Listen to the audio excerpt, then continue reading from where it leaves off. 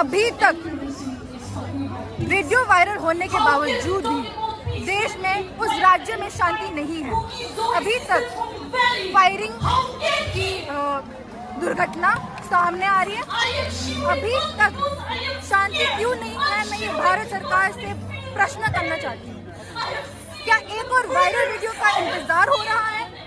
क्या एक और वायरल वीडियो या कोई और भी बहरें दुर्घटना के बाद ही वो कोई कदम लेंगे? ये सब नहीं होता अगर भारत सरकार समय पर इंटरवीन कर रही है। कल की बात नहीं है, ये मई की बात है।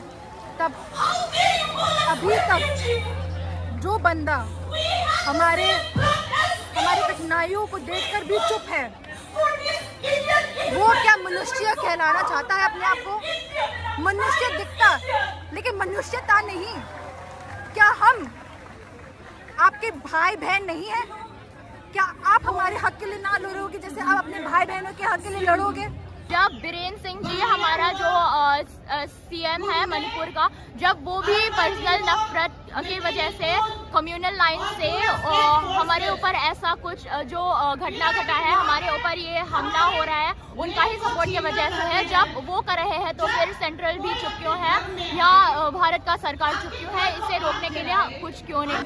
हमारे प्रमुख प्रधानमंत्री के मोदी जी को कि हम भी भारतवासी हैं, हमारे अंदर भी भारत का खून है, तो हमारे साथ ये अंतर क्यों?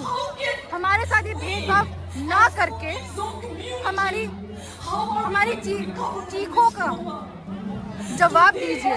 कोई कदम उठाइए जिससे शांति हो, जिससे हमारे भाई बहन की और मृत्यु ना हो, ताकि हम भी अपने हक के लिए लड़ सके, जिंदा रहे। जो बीरेन सिंह है, हम तो उन्हें कभी भी माफ नहीं करेंगे, क्योंकि उन्होंने एक सीएम का जिम्मेदारी होता है उनके जो स्टेट में, चाहे किसी भी कम्युनिटी किसी भी भाषा बोले, उनका चिंताओं का रिस्पॉन्सिबिलिटी उठाना चाहिए, उन्हें जिम्मेदारी उठाना चाहिए। पर अभी जो हो रहा है वो सिर्फ अपने कम्युनिटी के साइड ले रहा है, दूसरे कम्युनिटी का तो कोई चिंता है भी नहीं।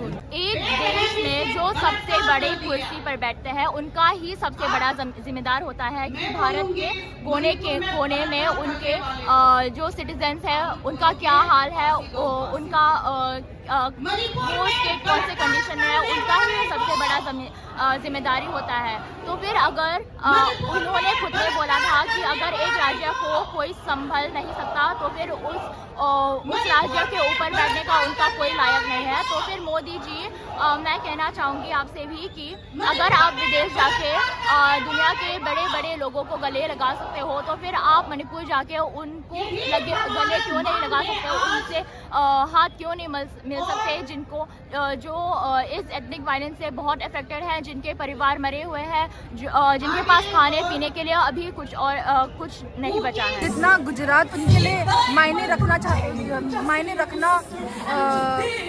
होता है, उतना मणिपुर भी मायने रखना चाहिए, क्योंकि हम भारतवासी हैं। हम इलीगल इमिग्रेंट्स नहीं है। आधार कार्ड है हमारे पास, आधार कार्ड से दिखता है कि हम भी भारतवासी हैं और हमारा भी हक है इस मिट्टी पर, हमारा भी हक। होम मिनिस्टर भी गया था, पर उनके वहाँ होने के बावजूद फायरिंग अटैक्स ऐसा कुछ बंद नहीं हुआ। उसके वहाँ रहने के समय में ही फायरिंग होता जा रहा था, हमारे ऊपर हमले किए जा रहे थे। उनके भक्त ने कहा है, उनके फॉलोअर्स ने बोला है कि एक फ़ोन कॉल से रशिया यूक्रेन का जो लड़ाई है वो रुकवा दिया।